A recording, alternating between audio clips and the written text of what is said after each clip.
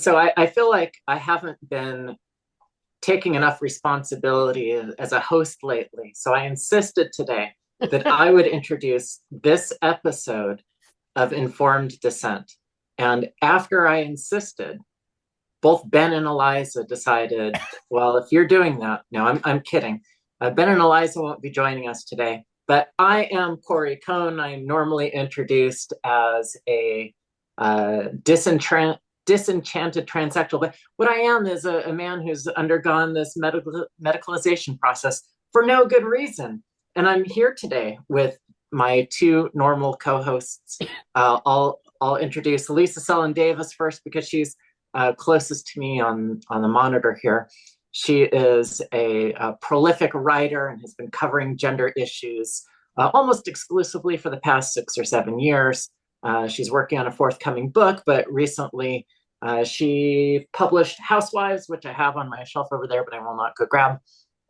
Also today, our normal co-host, Jamie Reed. She is a brave whistleblower who's been flying around the country trying to help children and families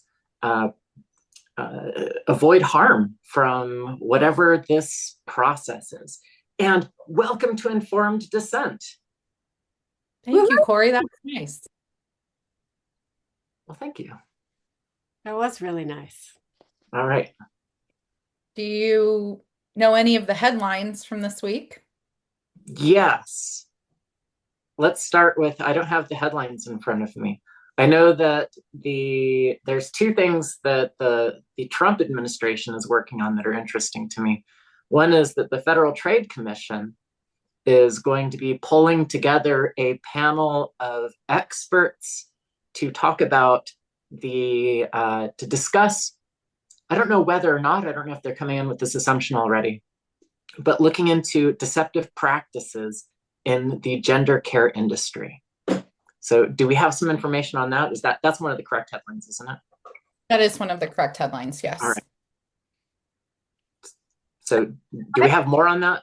Been released about that. I know that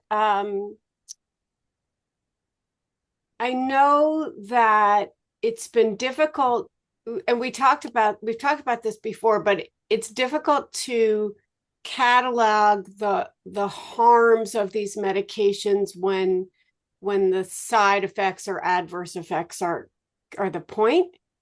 And that there was when Jamie and I were at the American Academy of Pediatrics conference, what year was that? Oh, wow. I don't know. I guess it was 23, maybe. I talked to somebody from the FDA, which is obviously not the same thing, but that because we were there with a bunch of detransitioners, and he said you should report these as adverse events. You should, and so I think some people have done that. So one thing that can be looked at during this event is actually cataloging the harms. And I think that's part of, yeah, go ahead, Jamie. Well, I attempted to do that a few times while I worked in a gender center, and I was told they're not adverse events because they're known, they're expected, and they are part of the normalized protocol, that they just happen, that those are the things that, like you said, the harms are the desires. Well, surely if somebody's getting blood clots, that's not one of the desires, right? If somebody is losing their voice because the testosterone caused not just a deepening of the voice, but caused tissue accumulation to cause a cracked voice, that's not a desired effect. But a deepening voice would be. Facial hair in a woman who's taking testosterone, that's not an adverse effect, right? For the person who desires that, but nevertheless there could be adverse effects like the pelvic floor Dysfunction. Right. So how do we clearly one viewpoint would be women should not have facial hair growth. That's an adverse effect. But I think we would argue over that potentially. However, more serious medical side effects, probably we would consider adverse. So how do we distinguish between those? Well, that's a question that no one has asked, really, because there are so few people cataloging the costs and insisting on the life-saving, evidence-based, and medically necessary. And certainly each of those claims, I don't think holds up in the face of evidence. So if they're going to look at deceptive practices, those particular claims can be pushed back on. But I wonder how it is a deceptive practice if we're asking kids about their embodiment goals, and if we're also telling them that they're going to be their authentic selves. So even if there are these side effects, unwanted side effects of vaginal atrophy, or effects on your voice that you didn't want, how do you prove that you were deceived if you didn't get to connect or bear your authentic self via medical intervention? I think the deception in this practice goes all the way back to the very start at the first visit, though. I think part of what is deceptive to the parents is that they believe that a differential diagnosis is occurring, and it is not. So I believe that there are many parents who bring their children to these centers thinking that their child is actually going to be diagnosed with this thing that needs these treatments. And I think that part of the deception is that there is no diagnostic differential. The other thing that I found deceptive was that I think if you go to a lot of these websites that tout, we have a center, they're claiming this is a multidisciplinary center. Okay, well, what does that mean? Is there transparency on the back end if there's 8 people on the team and 4 don't agree? Are they telling the parents that? I don't think we told a single parent ever, we saw your child and 3 people of the team don't believe your child should be medicalized. I think that's deceptive if they thought that their child was being assessed by a multidisciplinary team and that was just simply overridden. Am I?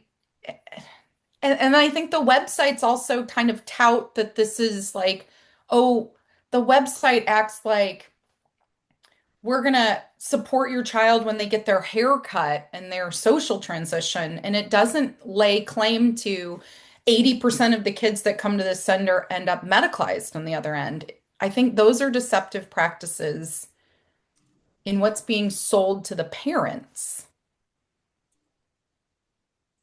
Well, who's doing the deceiving? Is it the companies that manufacture the drugs? Is it the doctors? Is it the therapists? Like in some of these cases, when we're talking about the surgical interventions, most of those surgeons are not making any sort of assessment. Somebody else writes a letter that says this patient needs this procedure. Like what is the source of the deception? We need a lawyer. Well, what about a 1-year 1L dropout? Okay, so where's the deception, Cori? Is there deception? Well, that's what I'm asking.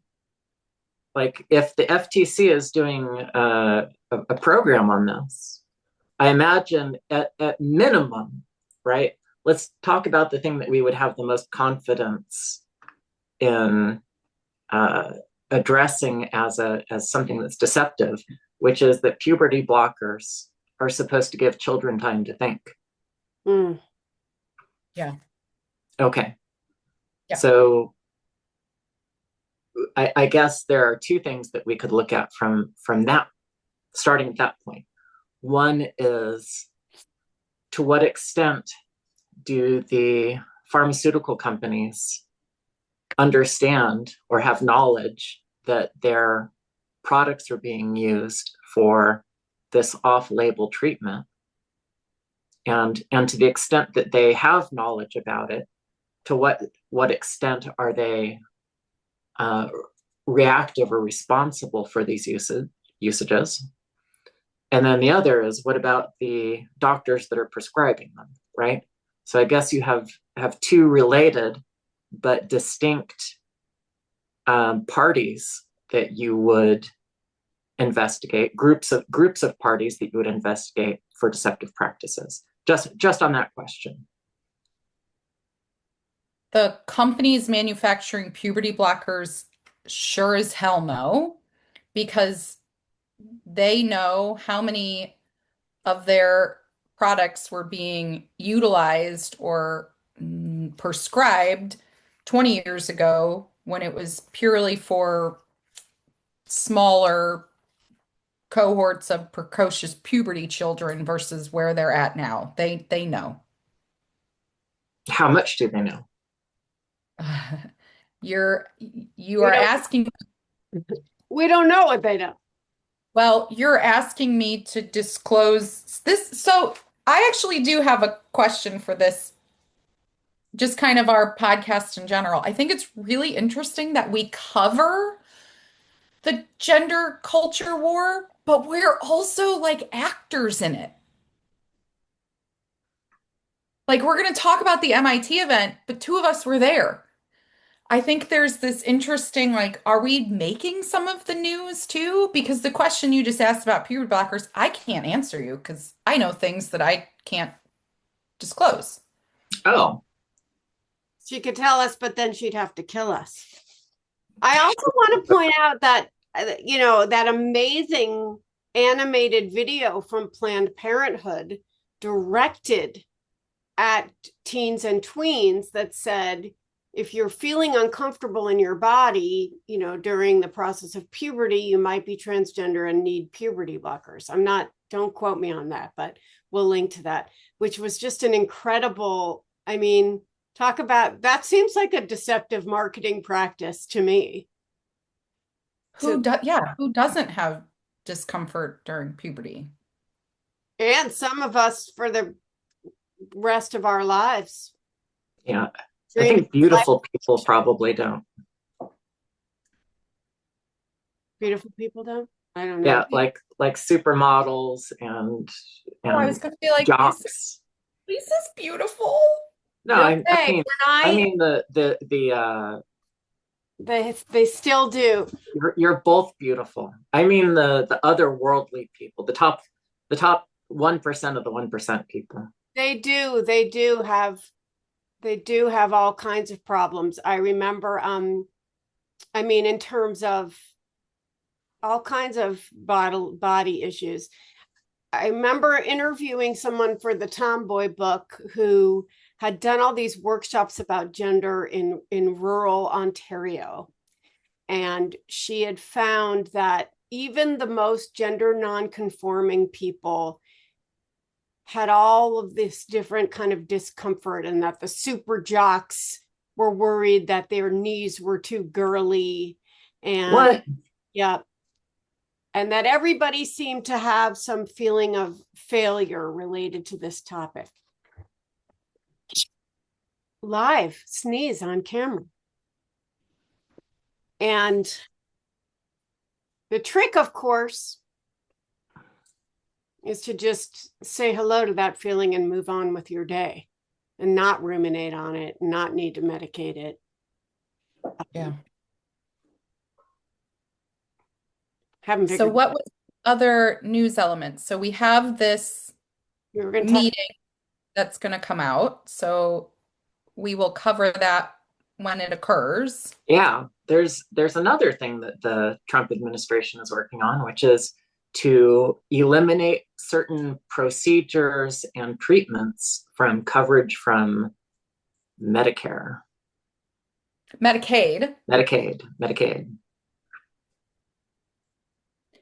And possibly ACA plans as well.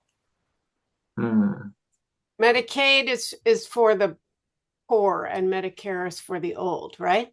Yeah, I guess Poor geriatric and patients disabled. don't need puberty blockers. Well, once you're on Social Security for a disability for long enough, I believe it's 24, maybe 36 months, then you also are able to get Medicare with your Medicaid, often. But yes, and then the other thing, the other individuals who are on Medicare, anyone who's in the foster care system or who is adopted out of the foster care system in most states remain on Medicaid all the way up until either 18, or if some of the chafy kids, I believe, go up to 21. So there's a lot of people who are on Medicaid who will be affected by this, because we also see that high crossover for those young people who are identifying as trans. In the foster care, which is a whole other thing. Yes. So I just reading from NBC News, where Joe Yurkaba writes unbiased, fact-based reporting. The bill Oh, would, that's new. yeah, no, I just, the bill Oh. initially would have prohibited Medicaid from covering quote unquote gender transition procedures for minors, including puberty blockers, hormone therapy, and surgery. However, House Republican leadership introduced an amendment late Wednesday that struck the word minors and the word 18 years of age from that section, meaning Medicaid is not covering sex change surgeries / gender affirming care / sex trait modification for anyone. Correct. What would that mean for somebody like me who's had certain procedures and now needs something to replace the lack of gonads? So question first is, are you on Medicaid? No, but we're I could be. if he You were. could. If I got badly canceled enough, I could be.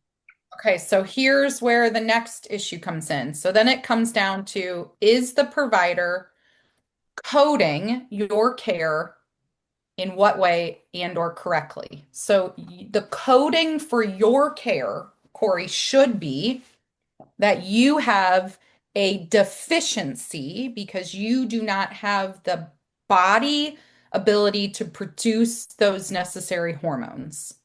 Yeah, Your care should not be coded as gender related care.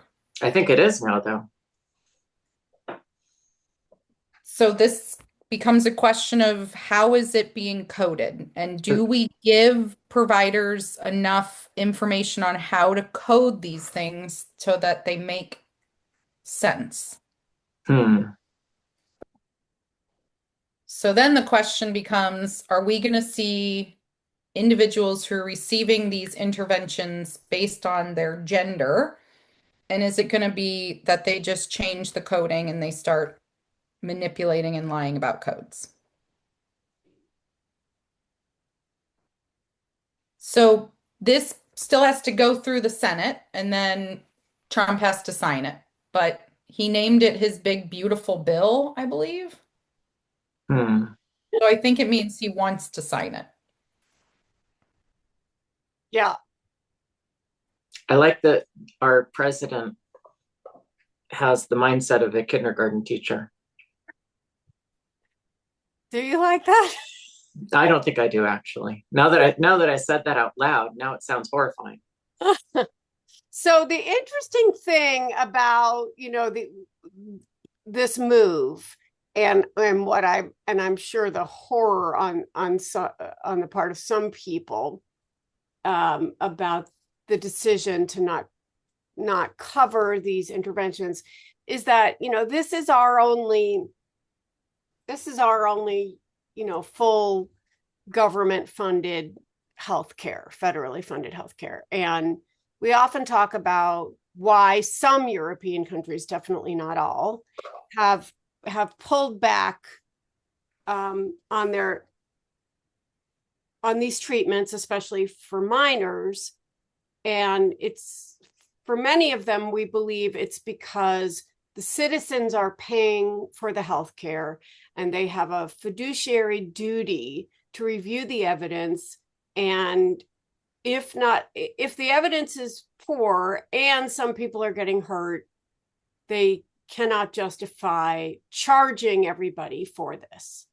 And so what I find fascinating, and we generally don't have that here, right? This is a mostly private sector and it's about profit and it's much harder to rein in.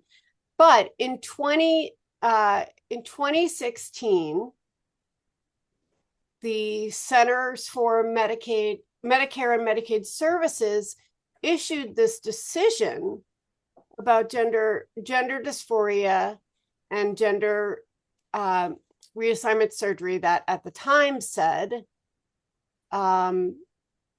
we received a complete formal request to make a national coverage determination. And ultimately, they decided that, let's see, the local Medicare administrative contractors, they have been deciding it on a case-by-case basis. And there wasn't enough good evidence to make a decision, but it says CMS encourages robust clinical studies that will fill the evidence gaps and help inform patients which patients are most likely to achieve improved health outcomes, blah, blah, blah, blah, blah.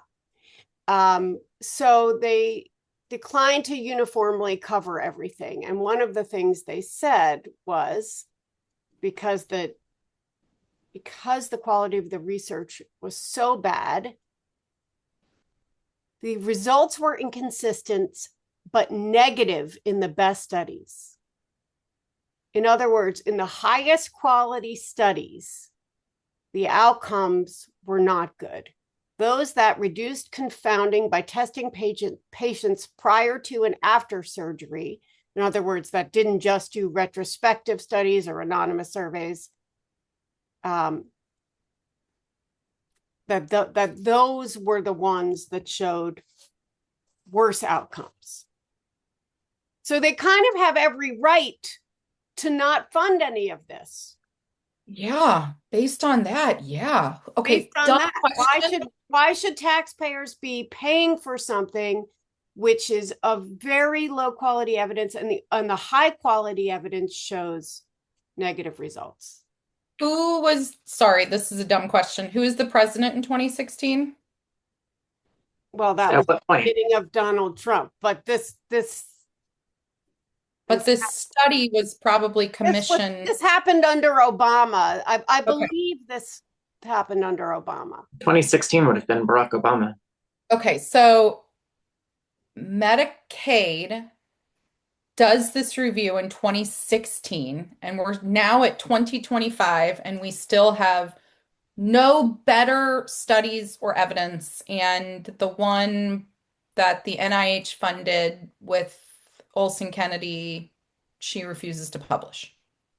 Well, but the one that there's a paper that we refer to as the Chen paper, which we'll link to, which is the one in that same cohort where 2 out of the 315 committed suicide, and they just wiped those kids from the data.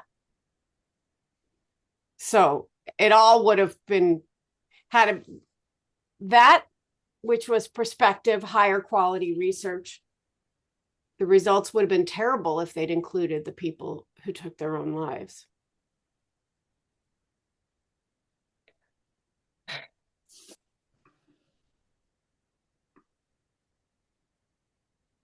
So if the Medicaid coverage is removed, I had a number of individuals on Twitter ask me what I thought that means for private insurance. Do we have a sense that private insurers kind of base their coverage determinations on what they're kind of required to cover based on Medicaid, Medicare. They go above and beyond, but any sense of what they're going to do with that? I would think because their goal is to maximize profit, that if they want it, maybe this provides an off ramp for those who want to stop.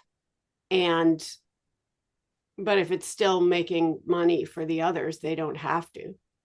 I'm thinking about that. Just reminded me that I see a lot of people saying that, the corporations pulling out of pride and that kind of thing, that they're bowing to the Trump administration. But what I think is probably some of them are like, thank God I wanted to get off this train, and I had no way to do it because we get yelled at, on social media, or people boycott us, etc. And I'm wondering how to differentiate between those who are taking the off ramp and those who are bowing to pressure. And certainly, my bank wishing me happy Pride, or as I pointed out to you guys, when I went into the settings of Microsoft Word to change something, it offered me Pride mode, which was some kind of rainbow color scheme that you can turn on in Microsoft Office. And I don't think, maybe it's different because I think there are a lot of trans software engineers, but I don't think the bank was wishing me happy Pride for any other reason than caving to different kinds of pressure. So, it's mostly internal pressure. You think so? Yeah, it's all the employees.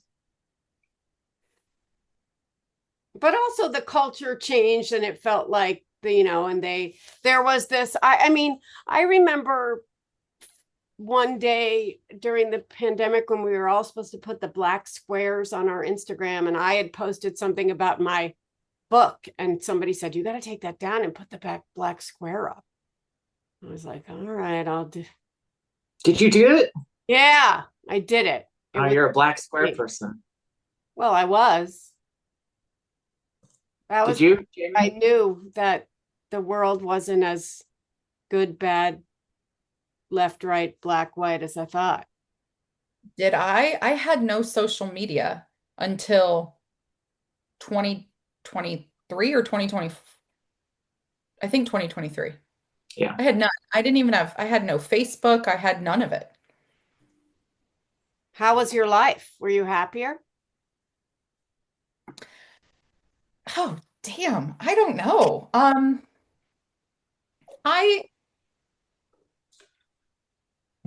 When I first joined Facebook, maybe 3 or 4 months ago, I was shell-shocked over what it thought it should give me as the algorithmic choices.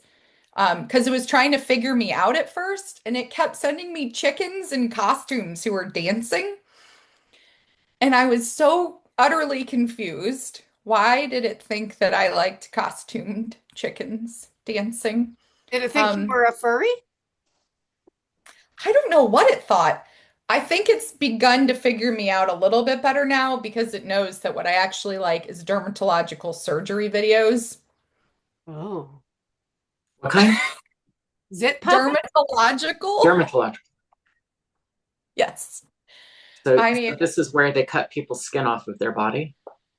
Well, they cut open cysts and remove growths and things like that. Yeah.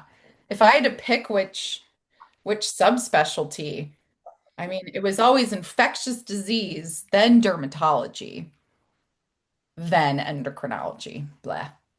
Hormones are boring. You can't see anything. Yeah. Well, you can see the adverse/desired effects.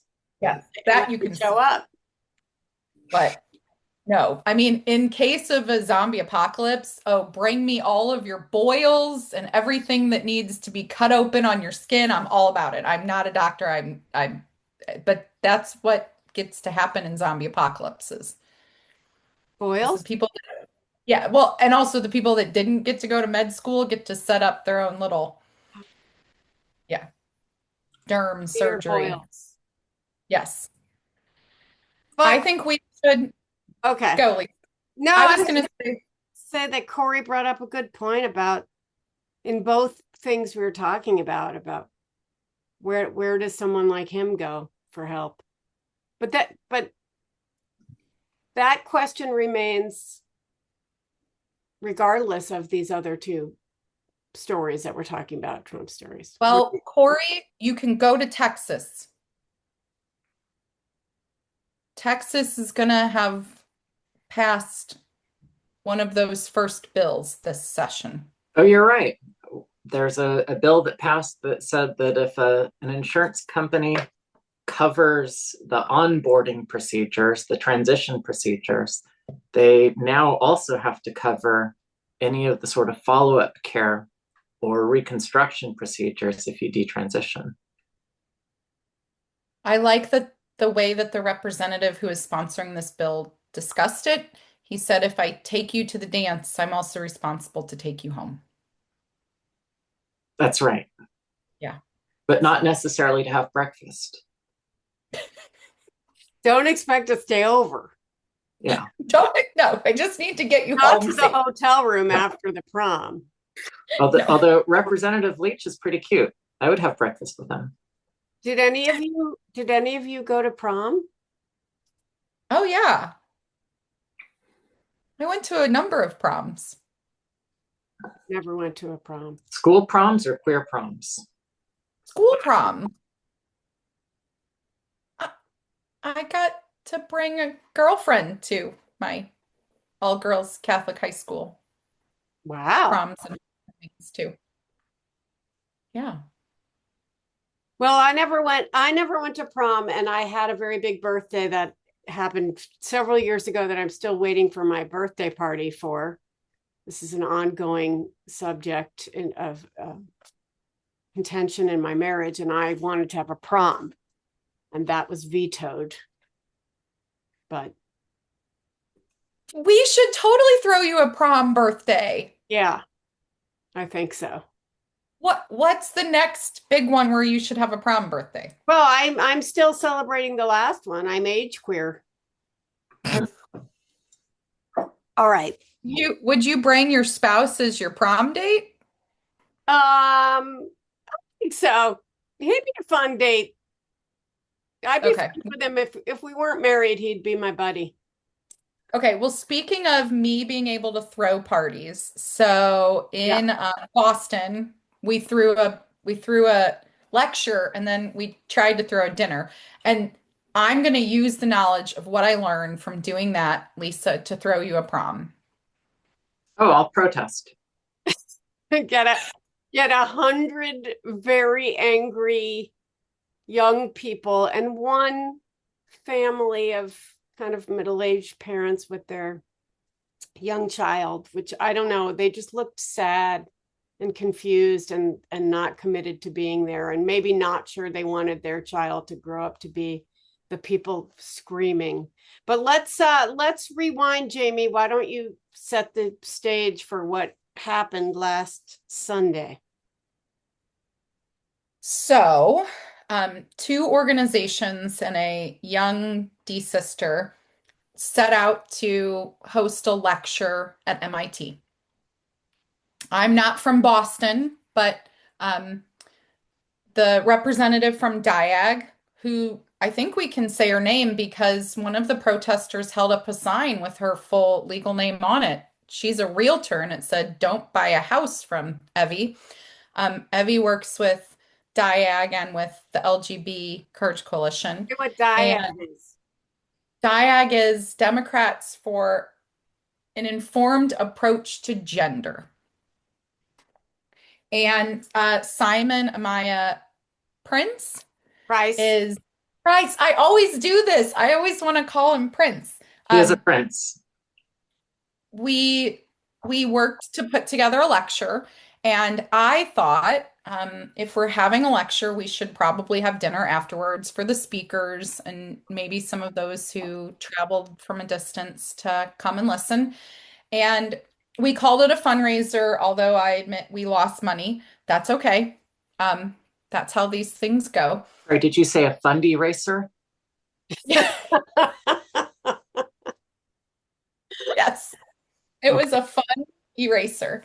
Oh, okay. Um, I thought it went really well. There was disagreement in the lecture, which is exactly what we want to see. There were heretics who spoke. Lisa raises her hand. I was the one disagreeing more than people. I was mostly me, but Simon asked. So there were four of us. One set of answers came from Jamie and Sarah Stockton, who is also a whistleblower and a psychologist, and the other table was me and Bernadette Broyles, the lawyer who handles a lot of these issues and from a parental rights perspective. And we each answered a series of questions, and we could, I don't know if we want to get into what we talked about. I mean, the main thing is a few protesters came into the building, and not too many, though. I did try to engage, but there were several times where I would just say, I wish Cori was here and I wish I could be more like Cori. I was not good at it. I got, I went outside and somebody was wearing a shirt. I said, what does your shirt stand for? And he refused to tell me. I was genuinely curious. And then they said, would you like a flyer for our event? So I took the flyer, and it was matched the turf to the quote. And it had a bunch of things we'd said. And then they said that my quotes about autogonophilia were bullying. And I said, but they're not directed at anyone. And that is not, arguing logic that isn't useful. So then we got to the next level of what is it, that's not what the problem is. You're killing trans children. So I went back and then they yelled, shame, shame, shame. So I went back inside, and I felt sad that they weren't listening, because why not engage with these perspectives? And at one point, somebody raised his or her hand, and I don't know the sex or gender identity of this person, but said, I'm a trans person and I came here and listened and I'm willing to talk. And some of us gave that person a round of applause for being there. So after the event, there was a dinner, and that's where the main protest happened. And I was pretty scared because they could see where we were hanging out in a bar across the street, and were kind of staring at us through there. And then they gathered, and there were 3 or 4 times as many protesters as people eating dinner. And some of the things they were screaming at us were just bananas. Like, we die, they do nothing. Who's we, who's they, who's dying, what's to do, and just worked up into a just complete madness. And I was thinking, well, if people were yelling that at the Reagan administration during the AIDS crisis, that would make a lot of sense. But a bunch of people having discussions about gender identity and how to treat kids with gender issues and how to understand this does not match what was happening outside this restaurant. I think that there's a. Can I ramble for a second? Please. Yes. I would. First of all, I wish I was there too. That would have been very interesting to see. That completely separately, there was a murder that happened in Washington, D.C. 2 days ago outside of an event at a what was it, a Jewish, not a museum necessarily, but some sort of cultural center.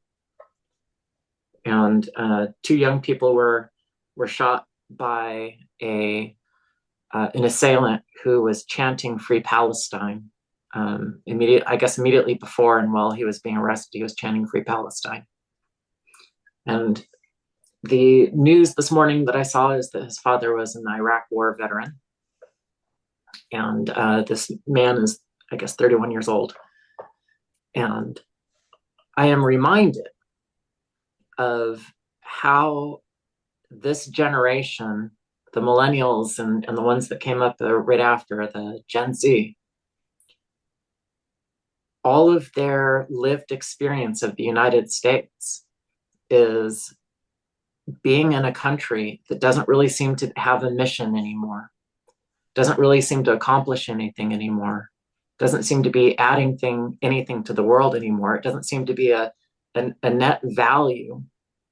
And that this generation has been told its entire life that humans are destroying the planet, that white people are oppressing Black people, that straight people are oppressing gay people, and of course the Jews run everything.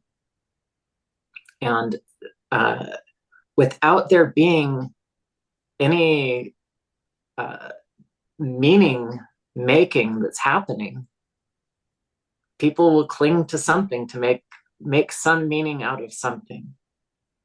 And so your point, Lisa, that when men were literally dying of AIDS back in the mid and late 1980s, and the government was not reactive to that at all, then yes, shouting that we're dying would have meant something. But there was something on the line at that point.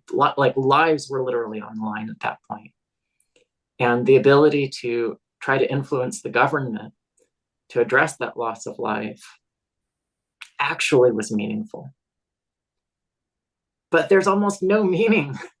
Like this generation has grown up in a land of plenty, and where whether they add anything or not doesn't seem to make any difference at all. And so it doesn't surprise me that a group of people came out to shout these slogans at you, even though if they had reflected for 1 minute on what they were doing there and why they were doing it, it would fall apart. It wouldn't make sense, except that they are there together and doing something, right? So it almost doesn't matter what they're doing, what the cause is, who you are, who their friends are. It matters that they have a sense of participating in something and that they feel like they're making a difference. Nothing else matters. Yeah, it was like a revival tent. And when we were talking in the panel discussion about, whether or not, quote unquote, gender ideology is being defeated by the Trump administration, one thing that I neglected to say was, my answer to that question was no, because the ideology has a very strong hold. And I think this belief system gives all these young people that sense of meaning that you're talking about, Cori, and it connects them to each other in the struggle, in the fight. They might not have church, they might not play sports, they might not have much in the way of real world community. And there they all were together in one place, united by a common villain, me and Jamie. And you can't defeat an ideology unless you replace it with something. They are beguiled by the idea of gender identity that makes each one of them a god.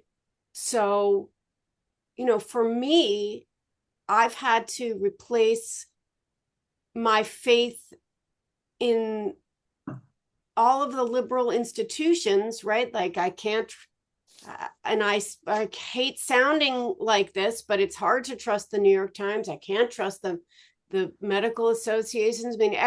Planned Parenthood, the ACLU, all of that has been destroyed for me, and I would be in a terrible place were it not for the kind of beauty of the little heterodox world of Jonathan Haidt's work in the Heterodox Academy, or Braver Angels, which works on depolarization, and it's much slower burn of gratification to be in the viewpoint diversity kind of world.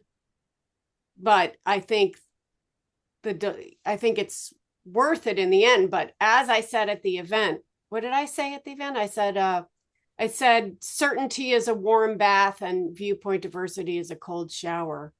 And so, like, not that many people, a cold shower makes you feel great later, but it's deeply unpleasant while it's happening.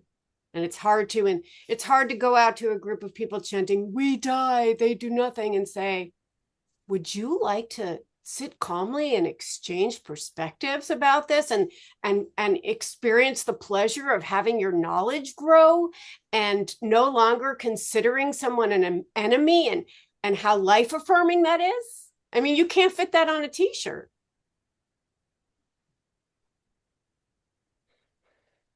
They were chanting a few other things that were bizarre to me.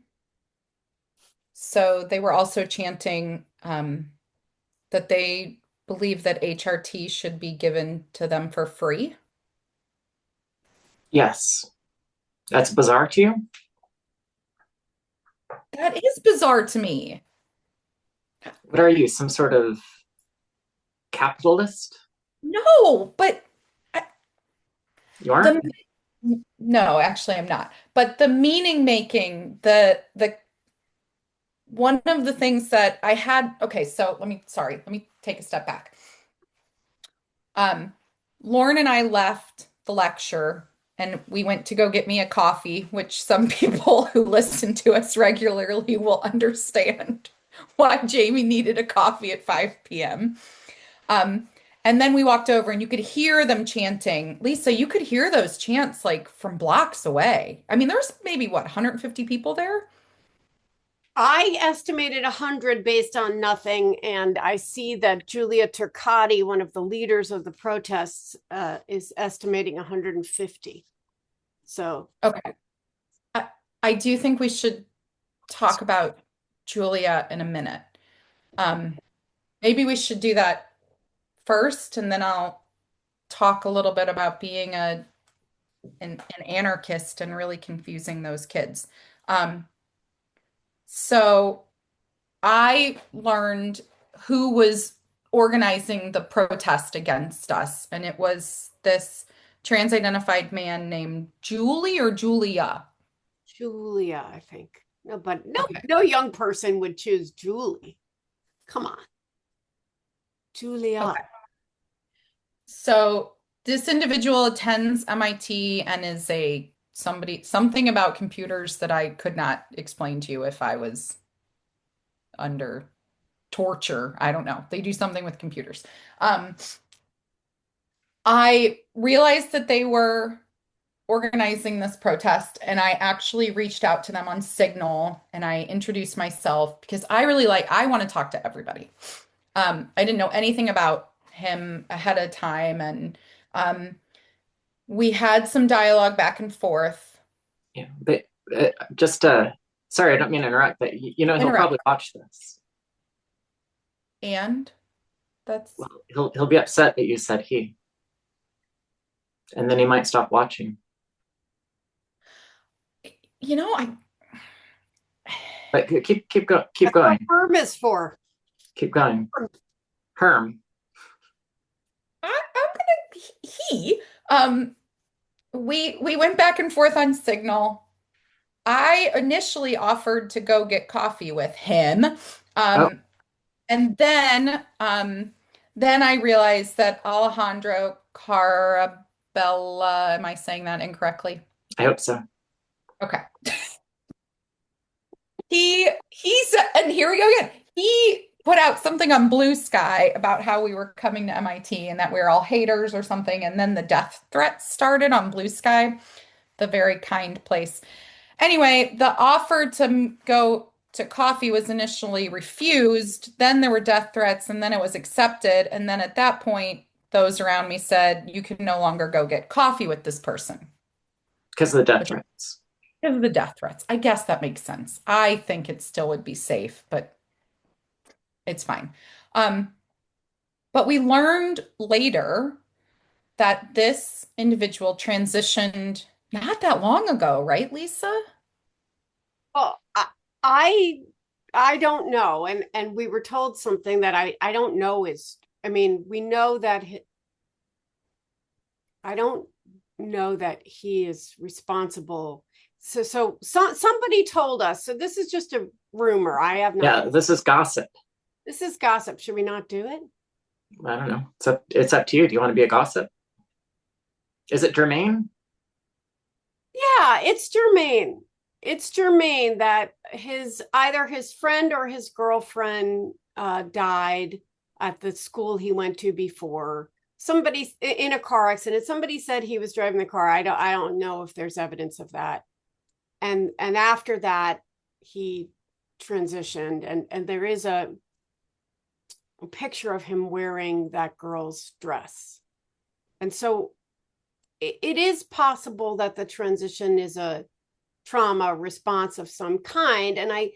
And back when Jesse Singal wrote essentially about detransition and ROGD without naming ROGD, and in 2018, he referred kind of obliquely to research, which I think had been, or to a quote which had been from Diana Ehrensaft, the kind of godmother of gender affirming care, and that said that some people transition in response to trauma, and maybe sexual abuse, and that was one of the things that was really objected to about Jesse's piece, even though that had been seen. I don't know how well it's been studied, and you do wonder about people's motivations, and maybe that explains the level of vitriol. But wearing your dead friend or girlfriend's dress, transitioning after she dies, and then kind of becoming her, that's a trope I've seen before. Yeah. What was that movie called? Psycho. Yeah, that's right. Whoa. No, that is part of, he's wearing his mom's, and other there that's not the only movie where that happens. Yeah, I'm sorry, did we just spoil the end of Psycho for you? Yes. Sorry. That's okay. I don't know that I've ever seen that.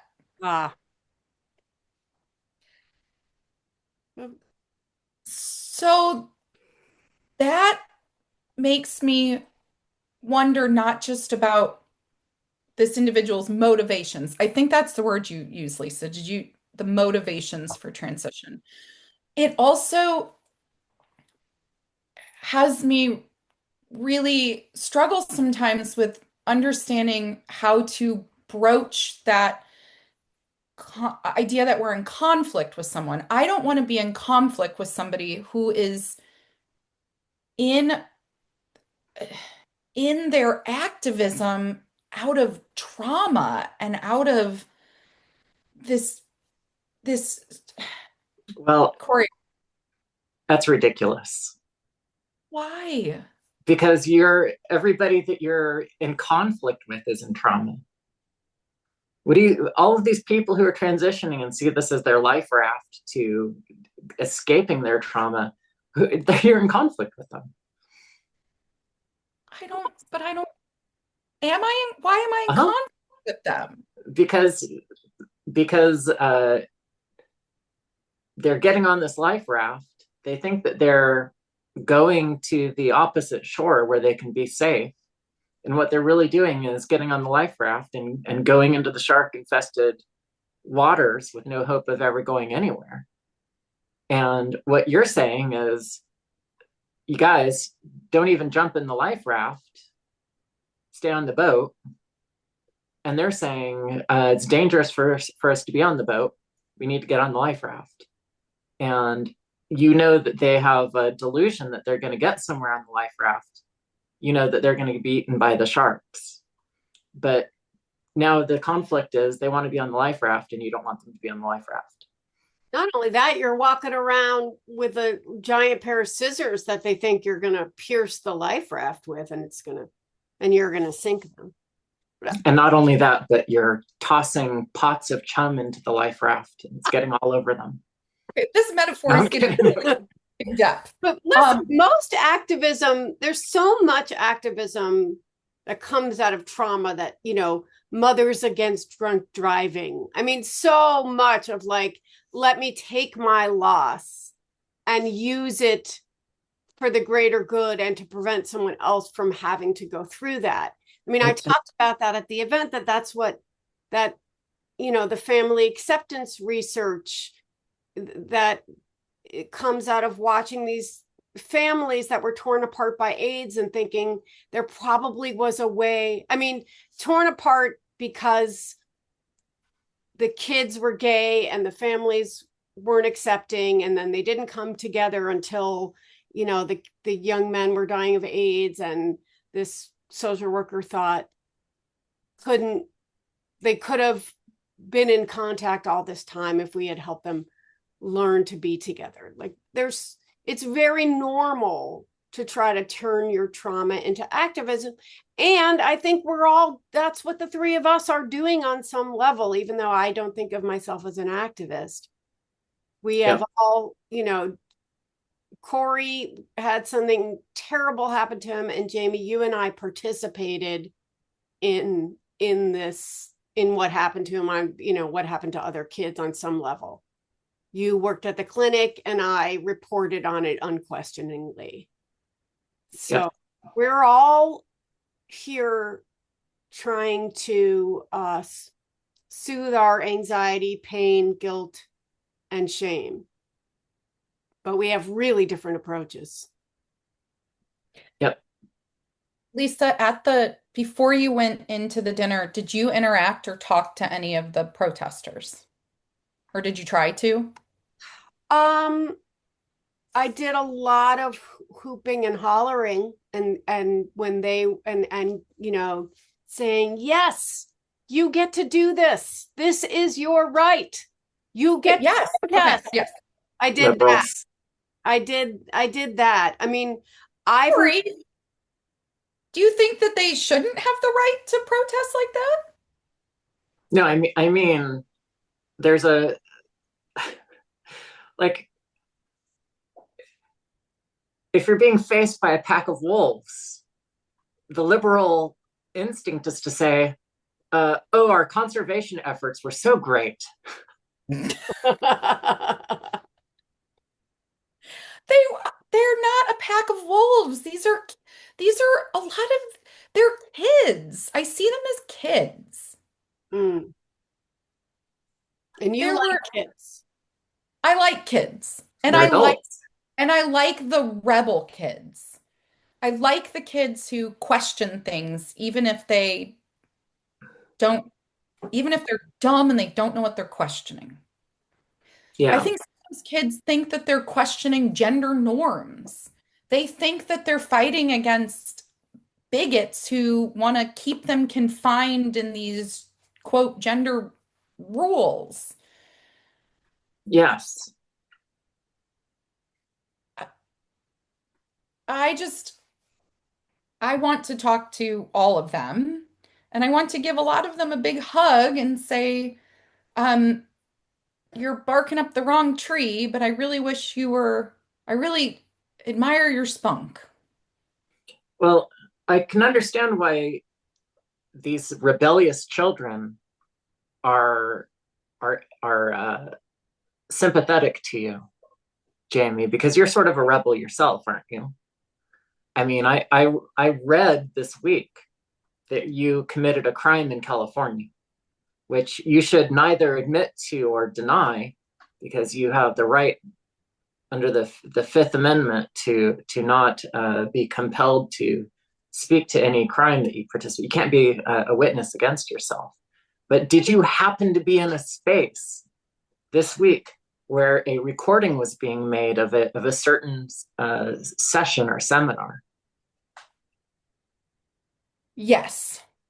I was in the space where there was a live stream of a session in the American Psychiatric Association's conference. I see. What was happening in that space where the live stream was? What would the term be? The secret live stream, the unofficial. That's it. The unofficial live stream. Okay. So before I say that, I'm going to just say I would be really open to any listeners' suggestions around jet lag and time zone jumping. I am really bad at it. It really messes with me in profound ways. Yes. And I don't think there's any way to get around it. But I left Boston where we had our dinner. All right. I woke up at 4 a.m. in Boston. Yeah. Maybe 3:30. Then I got on a plane and flew to Los Angeles. Yes. Okay. So Los Angeles was where the American Psychiatric Association's conference was. On Sunday, there was a panel from I don't even know, the gender critical side, I guess is how I'll phrase it. There was a panel with Stephen Levine, Chris Kalibi, and Kathleen McDooley. Oh, wow. Well, I mean, that's progress that they even had a panel like that, isn't it? Yeah. Correct. It is. A couple things that the APA did. So they made it so there was a media blackout on only a few panels. These panels were one of those. They really should have put a media blackout on the really stupid asexual autism diaper fetish panel that occurred before, because Wait, did that one get broadcast? Where is that? Okay, I'll get to that in 20 seconds. Okay. They put a media, up. okay, they put a media blackout on the gender panels.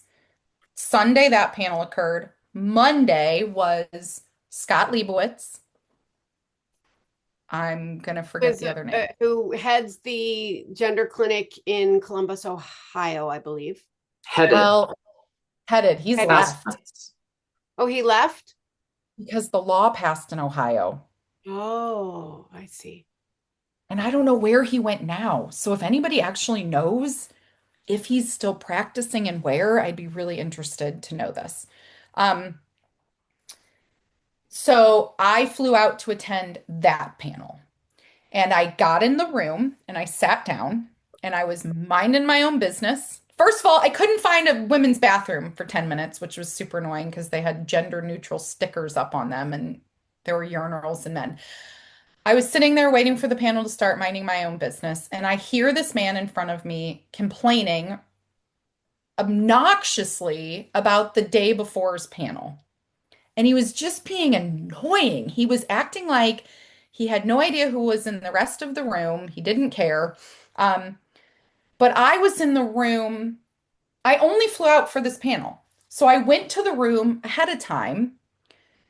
And I happened to catch the trail end of a panel that was on asexuality, autism, and 4 other A's.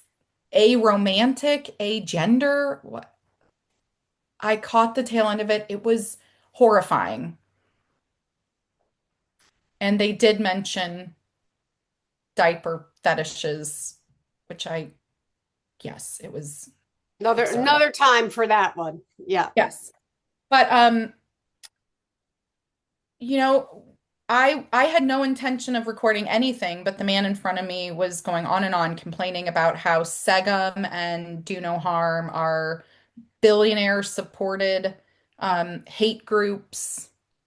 And he's just sitting in the room, just running his mouth.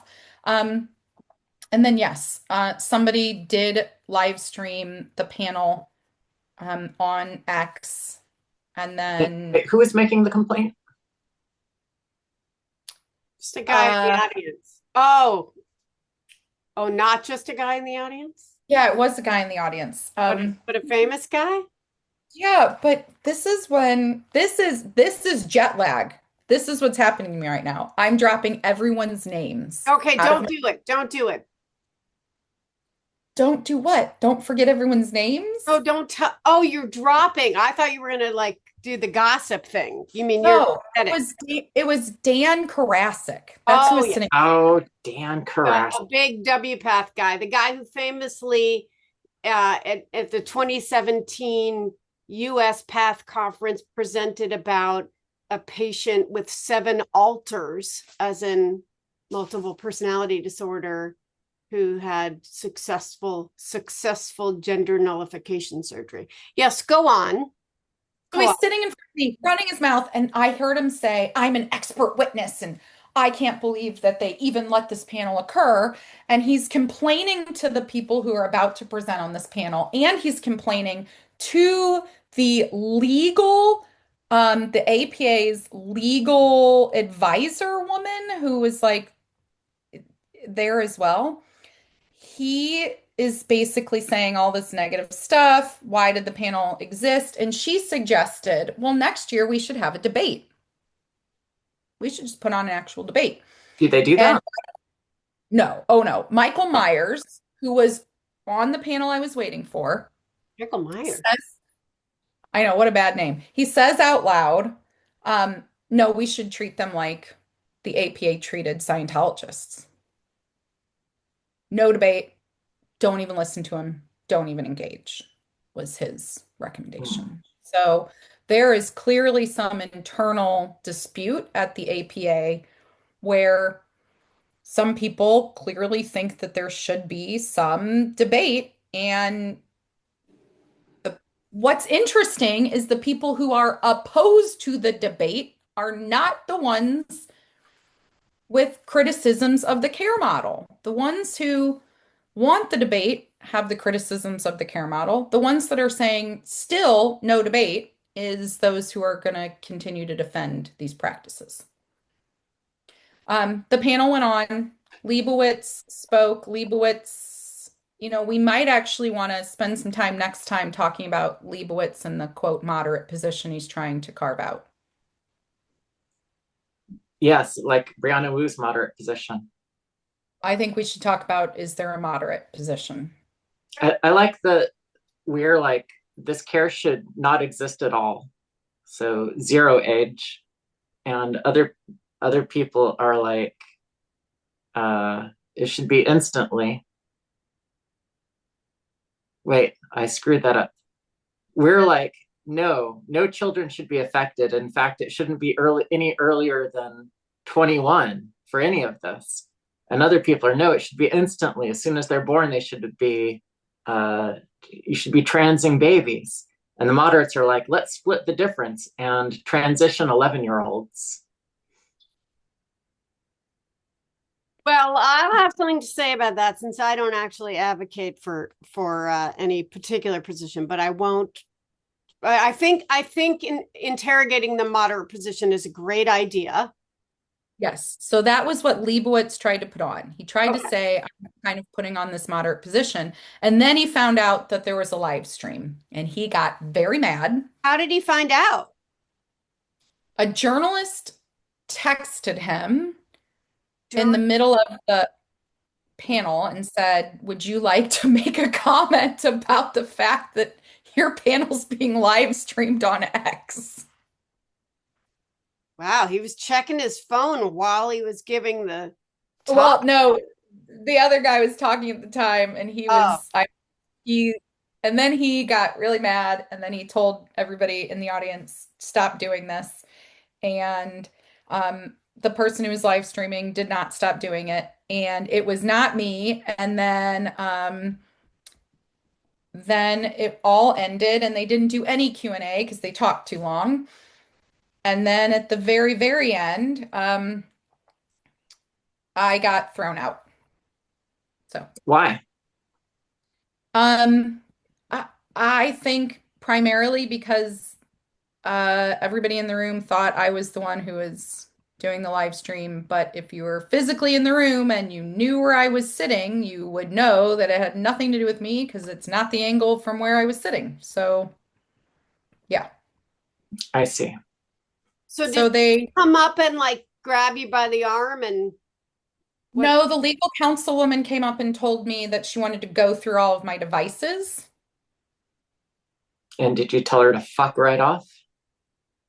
I did not, but I also had nothing to hide. So I was like, there's nothing on my phone, there's nothing on my computer. But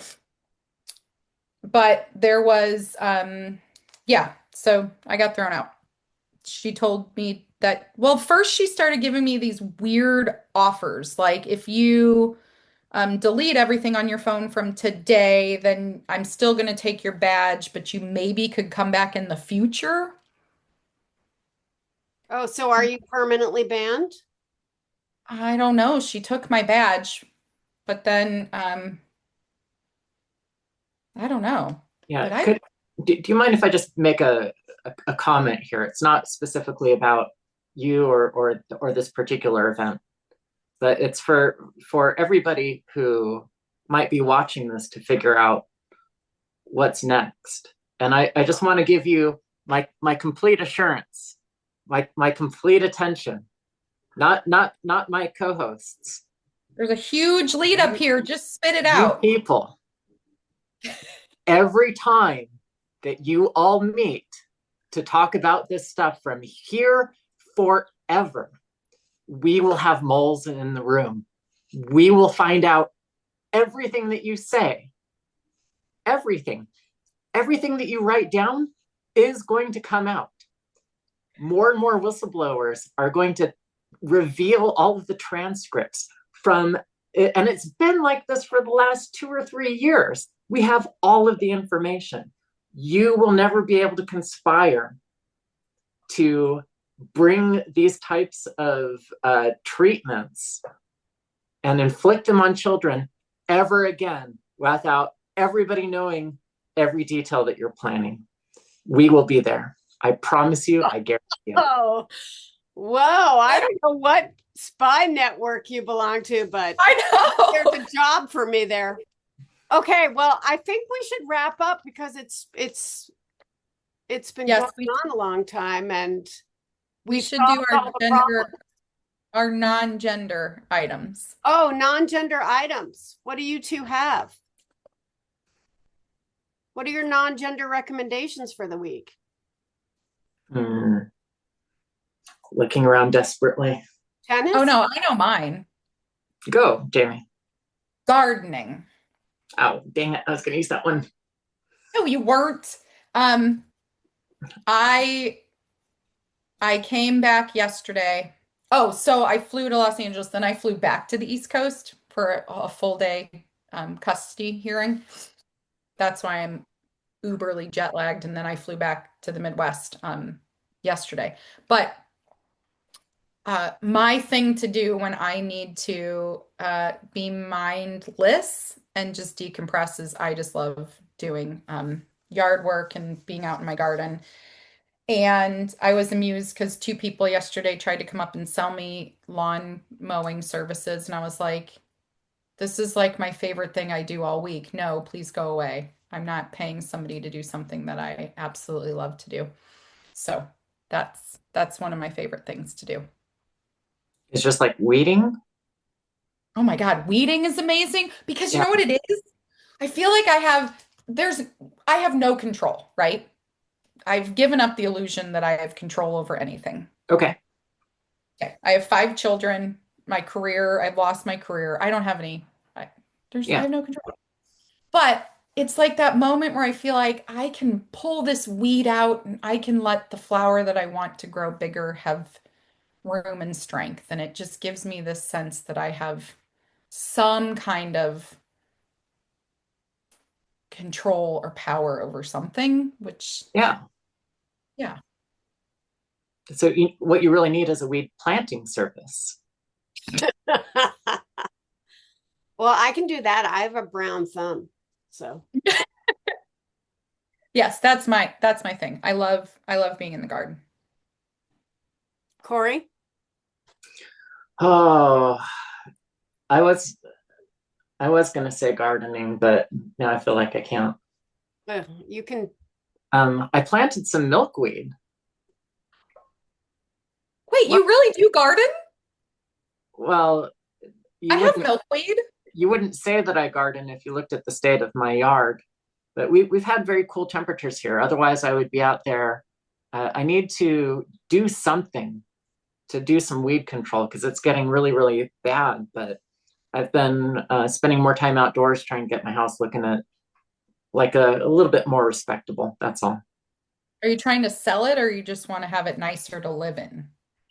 I want to look at it and not feel shame. Okay. Yeah. I can't remember if I recommended already this discussion between Richard Rushfield and Megan Daum, my favorite writer and person. Richard Rushfield has a site called The Ankler, which is like an insider Hollywood site. And I went to college with him and he hired me once to follow him around with a video camera. Right. You mentioned that. I did? Okay.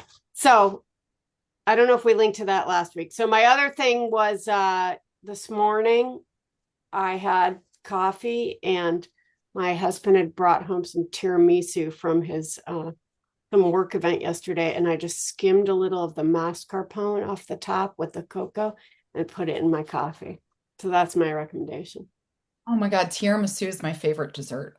Just like a little, he was very skeptical, but I'm going to recommend it as something to bring pleasure, since apparently I've already recommended this hilarious conversation.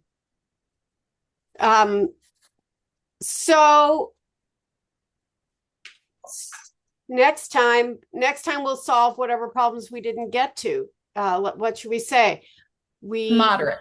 We have a weekly newsletter written by Ben Appel that goes out for paid subscribers with a roundup of the week's gender news.